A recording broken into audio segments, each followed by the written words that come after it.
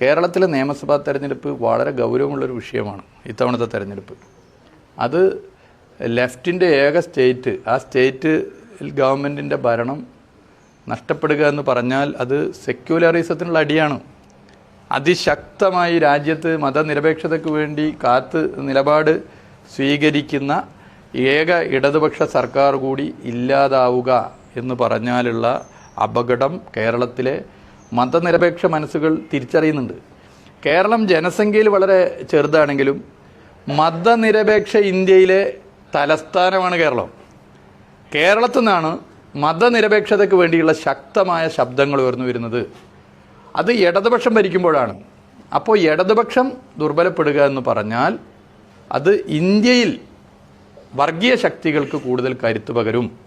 പൗരത്വ നിയമമായിക്കൊള്ളട്ടെ, ഓരോ പ്രതിസന്ധി ആയിക്കൊള്ളട്ടെ, ഒരു പ്രൊട്ടസ്റ്റ് വോയിസ് ഉയർന്നു വന്നത് കേരളത്തിൽ നിന്നാണ്. നിയമസഭയിലായാലും ശരി, പുറത്തായാലും ശരി. അപ്പം അത് പൊതുവെ ജനങ്ങൾ ഈ തെരഞ്ഞെടുപ്പിൽ മറ്റ് പൊളിറ്റിക്സിൻ്റെ അപ്പുറത്തേക്ക് ചിന്തിക്കുന്നുണ്ട്. ആ ചിന്ത ഇങ്ങനെ പടർന്ന് മെല്ലെ വരുന്നുണ്ട് എന്നുള്ളത് നിങ്ങളും തിരിച്ചറിഞ്ഞ് കാണുമെന്ന് ഞാൻ കരുതുകയാണ്.